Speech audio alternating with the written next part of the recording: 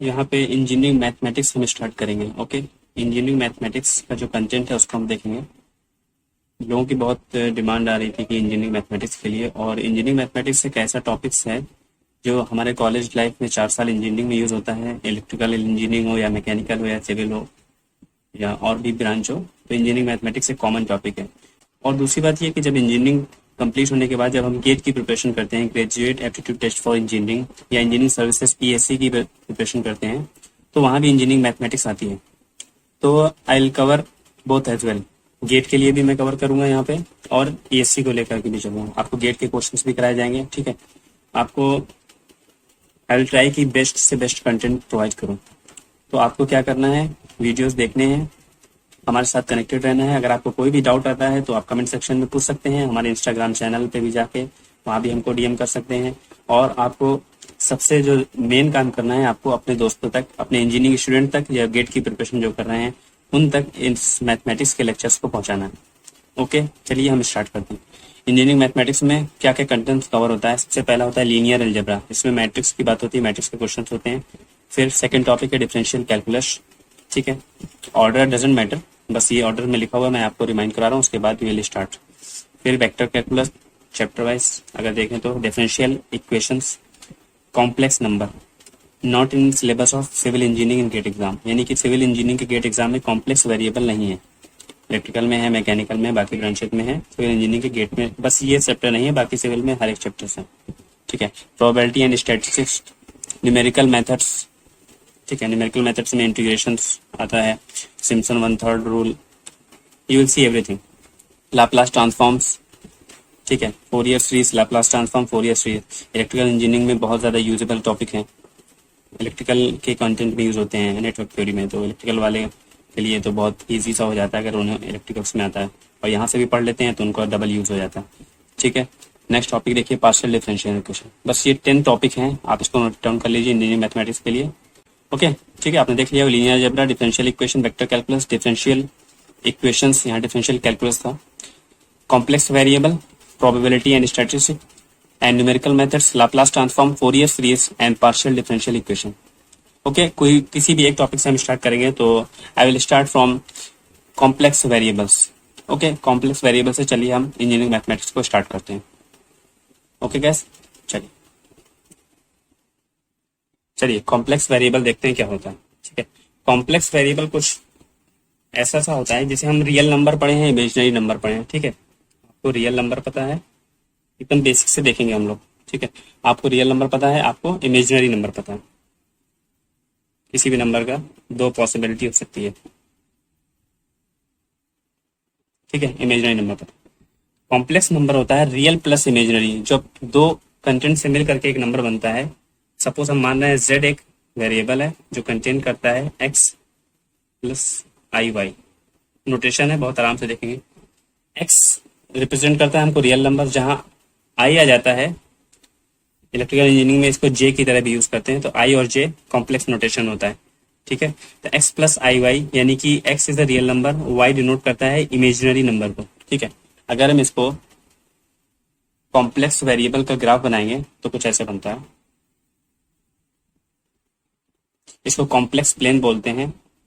तो real of z, यानी अगर हम इसको z ले लें, z एक कॉम्प्लेक्स नंबर है, तो उसका रियल एक्सेस ये होती है x एक्सेस वाली, और इमेजिनरी ऑफ z, यानी कि आई एम z अगर लिखेंगे, imaginary of z, real of z, तो ये होती है y एक्सेस, ठीक है। अगर मैंने क्या बोला, z equal to x plus I y है ना, x वेरिएबल क्या है, रियल नंबर है, तो सपोज ये x, ये डिस्टेंस को हम x ले लिया, ठीक है, कोई भी डाउट नहीं होना चाहिए। y क्या है, इमेजिनरी एक्सेस पे है,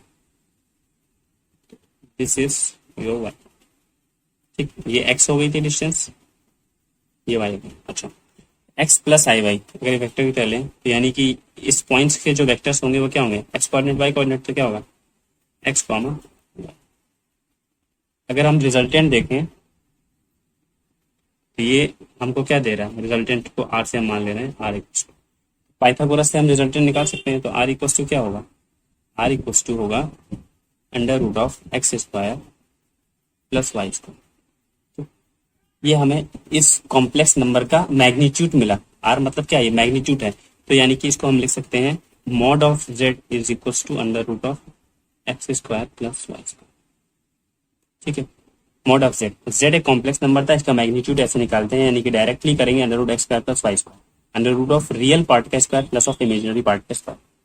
ठीक है, ओके। ये क्या है, ये थीटा एंगल बना रहा है अगर सपोज, तो टेन थीटा यहाँ से क्या होगा, देखिए टेन थीटा हो जाएगा, क्या होता है परपेंडिकुलर अपॉन बेस, यानी कि y by x. Tan theta होता है वाई बाई एक्स, तो theta is equal to tan inverse y by x हो जाएगा। ठीक है, theta equal to tan inverse y by x.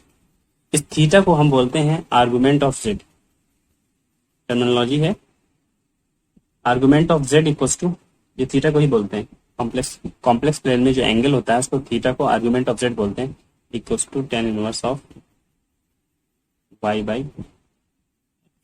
ठीक है, इतना क्लियर हो गया। अच्छा, इस जेड को लिखने का एक और फॉर्म होता है, अच्छा आप फॉर्म क्या होता है आप देख लीजिए, इस वेक्टर्स अगर आर है और ये एक्स एक्सिस से थीटा एंगल बना रहा है, अगर इस आर के हम कंपोनेंट्स निकालेंगे वेक्टर फॉर्म में, तो आर का हॉरिजॉन्टल कंपोनेंट क्या होगा, आर का horizontal component r cos theta, और आर का vertical component r sine theta. पता होगा ना आपको ये देखिए, अगर ये आर है, ये थीटा एंगल बना रहा है, तो आर का हॉरिजॉन्टल कंपोनेंट आएगा आर कॉस थीटा, आर का वर्टिकल कंपोनेंट आएगा आर साइन थीटा, यानी कि एक्स की वैल्यू क्या हो गई r cos theta, vertical y था, वाई की हो गई आर साइन थीटा। तो we can write this as well कि आर कॉस थीटा एक्स की जगह प्लस आई तो रहेगा एज इट इज, वाई की जगह आर साइन थीटा। ठीक है, तो इसको एक और फॉर्म होता है एक्सपोनेंशियल फॉर्म में, आर ई की पावर आई थीटा, आर ई की पावर आई थीटा। ठीक है, जब आर तो आर कॉमन ले लिया, कॉस थीटा प्लस आई साइन थीटा को लिखते हैं ई की पावर आई थीटा। ठीक है, ई की पावर आई थीटा का मतलब क्या होता है, फिर से यहाँ लिखते हैं, ई की पावर आई थीटा मतलब कॉस थीटा प्लस आई साइन थीटा। ठीक है, ये टर्मिनोलॉजी होती है कॉम्प्लेक्स नंबर की।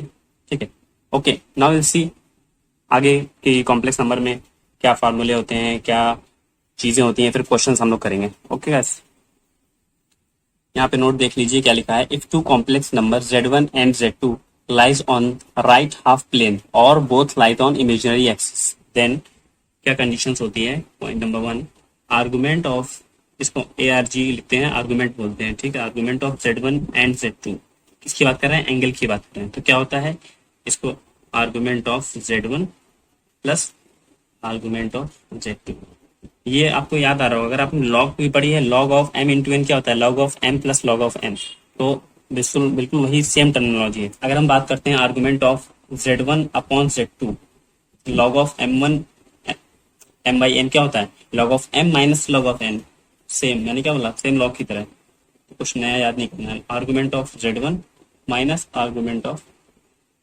z2, लॉग की तरह है, मतलब याद करने का तरीका बोल रहा हूँ मैं, लॉग की तरह है, ये इसका मतलब नहीं कि लॉग लॉग एक अलग चीज है, यहाँ पे हम थीटा की बात करेंगे। ठीक है, ये हो गया, ये कॉम्प्लेक्स नंबर की टर्मिनोलॉजी होगी। चलिए आगे देखते हैं एनालिटिक फंक्शंस क्या होता है, एनालिटिक के बारे में हम जानते हैं।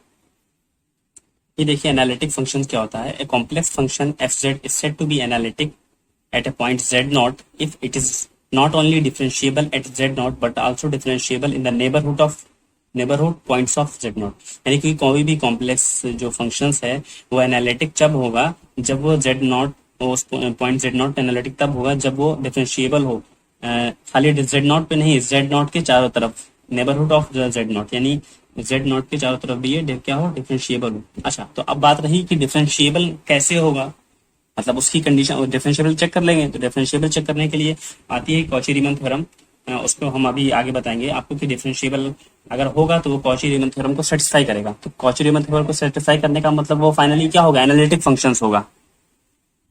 ठीक है, अब ये एक एनालिसिस और देखिए। ठीक है, और कॉन्टिन्यूस फंक्शन कब होता है, जब लिमिट होती है, तो इसको हम एक वेन डायग्राम के थ्रू अगर ऐसे बनाना चाहें, तो लिमिट बना दी, वेन डायग्राम नहीं, ये एनालॉजी वाला होता है, सॉरी, लिमिट कब होगा, जब कॉन्टिन्यूस होगा फंक्शंस, नहीं कॉन्टिन्यूस होगा तो उसकी लिमिट एग्जिस्ट करेगी तभी कॉन्टिन्यूस होगा ना, कॉन्टिन्यूस होगा तो क्या होगा, डिफरेंशिएबल होगा, डिफरेंशिएबल। ठीक है, अच्छा अब देखिए यहाँ पे डिफरेंशिएबल होगा तब जाके एनालिटिक हम बोल सकते हैं। क्या बोल सकते हैं? एनालिटिक, है ना? ठीक। तो ये एनालॉजी हमने एक जो अभी ऑब्जर्व किया था उसको देख लिया। यानी कि कोई भी फंक्शंस के एनालिटिक होने के लिए इसका डिफरेंशिएबल होना जरूरी है, किसी भी फंक्शन का डिफरेंशिएबल होने के लिए इसका कॉन्टिन्यूस होना जरूरी है, कोई भी फंक्शन का कॉन्टिन्यूस होने के लिए उसकी लिमिट एग्जिस्ट करना जरूरी है।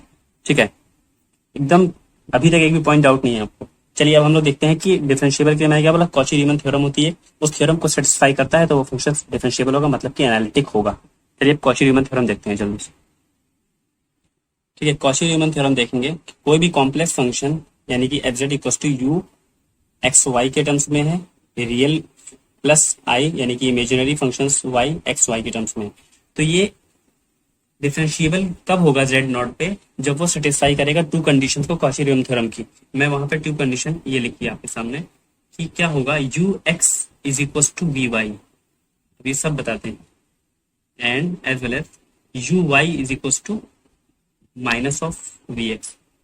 ये पूरी कंडीशन एक है, यानी कि इस चीज को सेटिस्फाई करेगा, यानी कि u जो फंक्शंस होगा उसका डिफरेंशिएशन करना है with respect to x। U x का मतलब ये है, ठीक है, v का differentiation with respect to y करो तो दोनों टर्म्स इक्वल आना चाहिए, और साथ ही साथ u का differentiation with respect to y करो और v का differentiation with respect to x करो, इसका माइनस साइन के साथ और इसकी पॉजिटिव यानी जो वैल्यू आएगी, ये दोनों इक्वल आने चाहिए। जब ये दो इक्वल है तो ये चारों क्या है, यानी कि ये जो सेटिस्फाई कर रहा है एक कंडीशन को।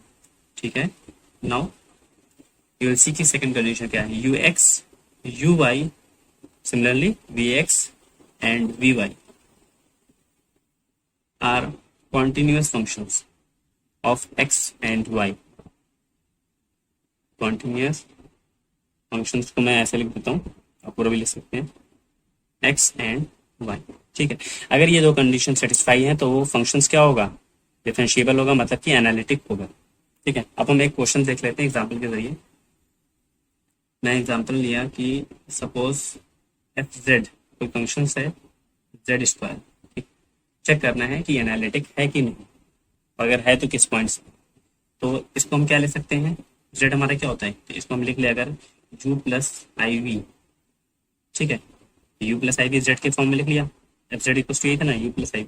अच्छा, और ये जेड होता है क्या है, एक्स प्लस आई वाई होता है। अभी हमने जस्ट ऊपर देखा, ठीक है, अभी जब पीछे करे हैं सबसे पहले स्टार्टिंग में, तो आपको पता है ना जेड का पूरा क्या होता है, एक्स प्लस आई वाई का स्क्वायर। इसका स्क्वायर जब हम ब्रेक करेंगे, ए प्लस बी का स्क्वायर करेंगे, A square plus B square, तो आ जाएगा आपका A square plus B square. B square जब करेंगे तो आई वाई का स्क्वायर आएगा, आई स्क्वायर की वैल्यू -1 होती है, पता है तो बहुत अच्छी बात, नहीं पता है तो नोट करिए, आई स्क्वायर की वैल्यू -1 होती है। ठीक है, तो वाई स्क्वायर माइनस आ जाएगा, इसलिए वाई स्क्वायर प्लस 2ab यानी कि 2ab, तो क्या आ जाएगा x और आई वाई ना, तो हम आई को पहले लिख दे रहे हैं, ठीक है, इमेजनरी। ठीक है, समझ में आ गया, देख लीजिए एकदम हो जाएगा। तो हमारा u हो गया ये फंक्शंस, और u प्लस आई वी के फॉर्म में ना, तो हमारा u फंक्शन लिख लीजिए, u हो गया x square minus y square. ठीक है, v फंक्शंस क्या हो गया 2xy। ठीक है, आई वी होता है ना, तो आई वी, ये पूरा वी हो गया। अब जब u और v पता चल गया, तो अगर हम आपसे पूछें कि यू एक्स बताइए, यू एक्स मतलब u का differentiation with respect to x क्या होगा 2x, ये कांस्टेंट कितना ट्रीट होगा तो 0 हो जाएगा। ठीक है, यू वाई अगर मैंने पूछा तो u का differentiation with respect to y क्या हो जाएगा, ये कांस्टेंट तो 0, तो माइनस वाई स्क्वायर का माइनस ऑफ 2y। ठीक है, ऐसे ही वी एक्स निकाल लीजिए, वी एक्स एक्स का 1 तो 2y, वी वाई निकाल लीजिए तो 2x। ठीक, अब कंडीशन क्या होती है, u x should be equal to v y. U x पहली कंडीशन चेक करें हम लोग, तो देखिए यू एक्स 2x है, वी वाई ये वी वाई है, वी वाई भी 2x है, तो हमारी पहली कंडीशन सेटिस्फाई हो गई कि u x equal to v y, पहली कंडीशन का फर्स्ट पार्ट सेटिस्फाई हो। एंड यू वाई, ठीक है, u y is equal to -2y है, माइनस ऑफ वी एक्स, यानी वी एक्स तो 2y है, माइनस ऑफ वी एक्स करेंगे तो दोनों इक्वल आएंगे, देख लीजिए, तो देख लीजिए इसको, u y is equal to minus of v x, यानी कंडीशन 1 जो है हमारी सेटिस्फाइड हो गई। ठीक है, सेकंड क्या है, जितने ये फंक्शंस हैं देख लीजिए, ये डायरेक्टली क्या है, कॉन्टिन्यूस है ऑफ एक्स वाई में, वाई को एम एक्स स्ट्रेट लाइन जाएगी, कहीं ब्रेक पॉइंट नहीं हो रहा है, कॉन्टिन्यूटी चेक करना तो आती होगा। अगर आपको कॉन्टिन्यूटी में कोई प्रॉब्लम है तो I upload video on continuity as well, तो वो 11-12 का चल भी रहा है पैरेलल में, तो उसमें कंटिन्यूटी पे देख लीजिएगा वो वीडियो अपलोड करूँगा। ठीक है, तो ये हो गया, यानी कि ये दूसरी कंडीशन भी सेटिस्फाई हो गई कि ये जो चारों हैं ये क्या है, कॉन्टिन्यूस है। तो लिख दीजिए u x u y v x and v y are continuous function of, पूरा लिखने की जरूरत नहीं है, लिख दीजिए continuous function of x y. ठीक, तो इसलिए क्या क्या हो गया, यानी कि कॉची रीमन इक्वेशन जो है, सी आर इक्वेशन क्या है, सेटिस्फाइड। तो F z is analytic at all point of Z. ये जो फंक्शन का पूछ रहा था कि एनालिटिक है कि नहीं, अगर है तो ये हर पॉइंट पे एनालिटिक है। तो C R equations are satisfied. Okay guys, तो हमने फर्स्ट लेक्चर में अच्छा खासा चीज कवर की है, कॉम्प्लेक्स नंबर क्या होता है फ्रॉम वेरी बिगनिंग हम लेके चल रहे हैं, क्योंकि स्टार्टिंग में अगर आपका बेसिक क्लियर नहीं है तो फिर आगे जाके प्रॉब्लम आती है। ठीक है, आर्गुमेंट देखा हमने, पूरे एक्स वाई प्लेन पे देखा कॉम्प्लेक्स प्लेन क्या होता है, हमने एनालिटिक फंक्शन की डिफिनेशन देखी, उसका सिग्निफिकेंस देखा, हमने कॉची रीमन थ्योरम देखी, कॉची रीमन थ्योरम से क्वेश्चंस को कैसे सॉल्व करते हैं, एनालिटिक फंक्शंस होने की कंडीशन देखी। ये आगे बहुत यूज होने वाला है, इसमें गेट पे बहुत सारे क्वेश्चंस आपको मिल जाएंगे, ईएस में गेट में क्वेश्चंस भरे पड़े होते हैं। तो आपको इसकी प्रैक्टिस करनी है, अगर आपको कोई भी डाउट है तो पूछना है और हमसे कनेक्टेड रहना है। इसकी सेकंड वीडियो जल्दी ही आ जाएगी। ठीक है, ओके बाय।